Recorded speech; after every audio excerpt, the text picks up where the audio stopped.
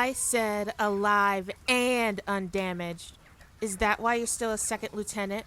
Because you're better at beating prisoners than following orders? Do not insult me, Lieutenant. I do not forgive insults. Oh gods, please be alive. Wake up, little mage. There you are. You had me worried. Will you take some water? Some herbs in there for pain. No, don't try to move. I'll lift your head. There now. Just a sip. Good. Those soldiers won't hurt you again. You are in my personal custody. Yes, that's right. I'm High Mage of Malvorn. Stay calm. Stop trying to cast. Those are anti-magic cuffs. You'll only hurt yourself. I care because, enemy or not, you are a fellow mage, and I will not see more of our kind die today. Now listen, not only am I your very best chance of surviving these wounds, but I'm also the only thing standing between you and a camp of angry soldiers who think magic users are demons walking the earth. You've already had a taste of their wrath. Are you going to let me help you? Or do you want to face them alone and unpowered? Good choice. I'm going to treat your wounds, and then we'll have a conversation about your circumstances. I'll start with that gash in your side. No, you will not be tortured or executed. I will not allow it, especially not to one so young.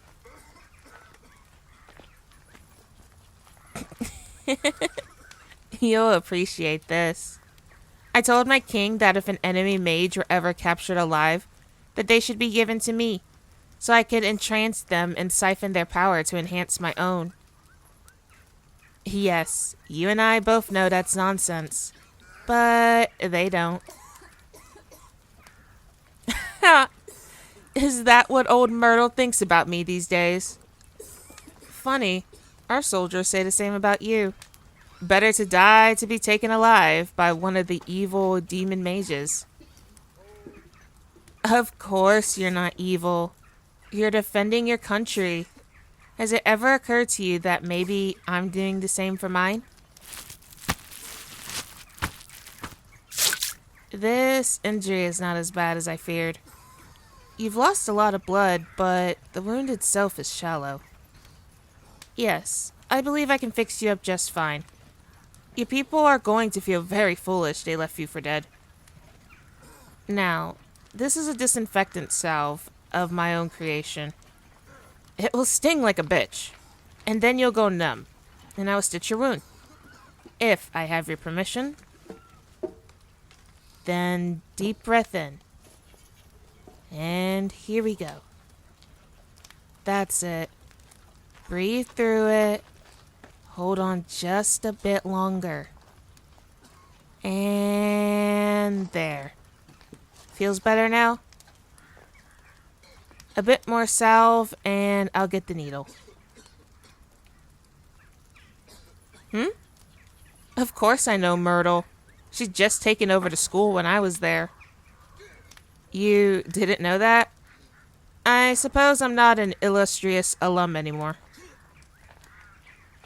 Yes, I studied at your school 15 years ago. Back when our kingdoms were at peace, and the school cared more about talent and ability than the accident of where you were born. Is it true old Myrtle won't even teach the basics of mind magic anymore? Oh, of course. Mind magic is unethical, but let's load children with battle spells and send them to war.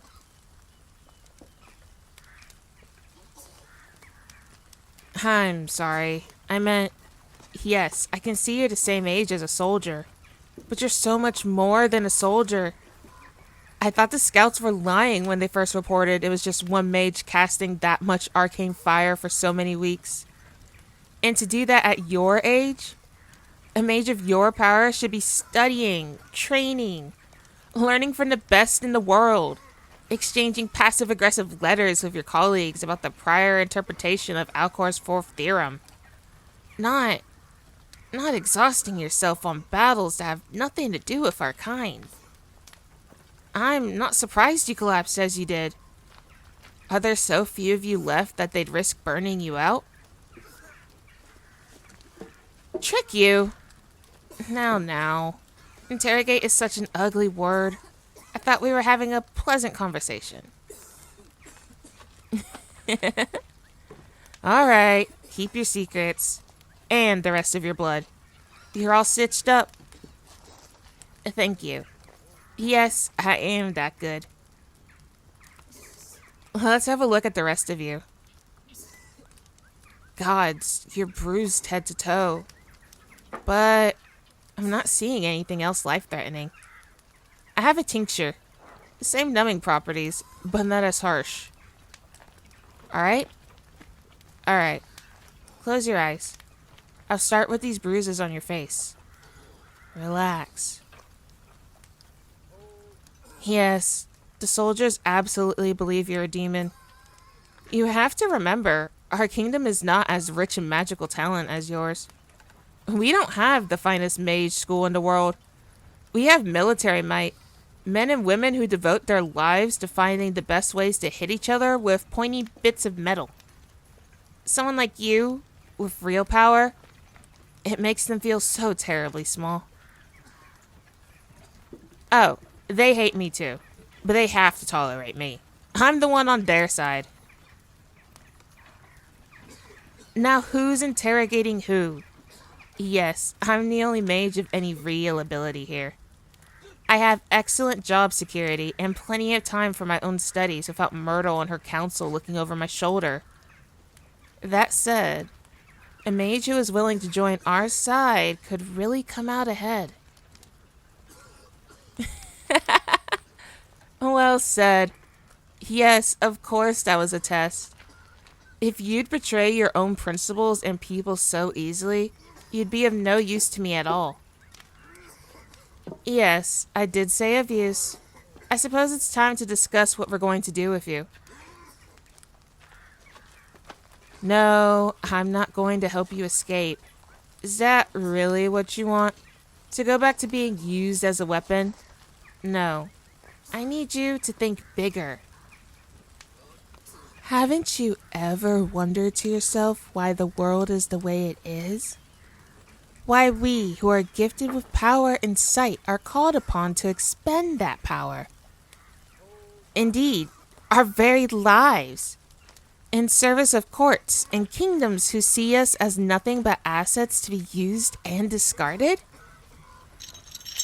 Shh. Shh. Lay back. Stay quiet. Don't forget where you are, prisoner. I've been thinking for some time now that the world would be a better place if mages took a more active leadership role. Who better to rule than those of us who spend their lives studying the nature of power itself? We can overthrow every petty, selfish ruler in the world without a single death, without a single clue that anything has changed. I've been experimenting. Mind magic has so much more potential than people realize. Don't talk to me about ethics, you child. How many of your friends have died in this war? How many soldiers have you cut down with your hellfire? How many precious lives on both sides have been spent in the service of stupid, greedy royals, spilling gallons of blood over a few acres of land? I'm so close. I've already mastered a more sophisticated type of control. I've gotten the ritual down to 10 minutes, but, well, I just can't get any farther without help, without an apprentice. Someone that no one is watching. That one side thinks is dead and the other side thinks is a prisoner. Someone brave and talented and smart. And kind. Someone that I can trust. If you won't do it for yourself, do it for your old friends, for your teachers. Hell, do it for old Myrtle for all I care. Isn't it time we used our gifts to create a better world? Well, I'm disappointed, but not surprised. You are very young, and this must all be overwhelming. Unfortunately, I don't have time for you to come to your senses. Artifact Doctor Vitelio.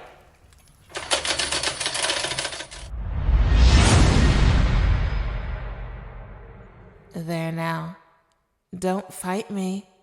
Or fight if you want. It's too late. Blame old Myrtle. If she taught you anything about mind magic, you'd have recognized the ritual. The herbal draught, the piercing needle, the symbols drawn on you with salve and tincture, and you giving me your consent every step of the way. Oh, my sweet child, don't cry. I'm not going to keep you this way forever. It's just until you can see things my way. Go back to sleep now. You need to heal, and I need to explore this wonderful mind a bit more. When you wake, I have so much to teach you.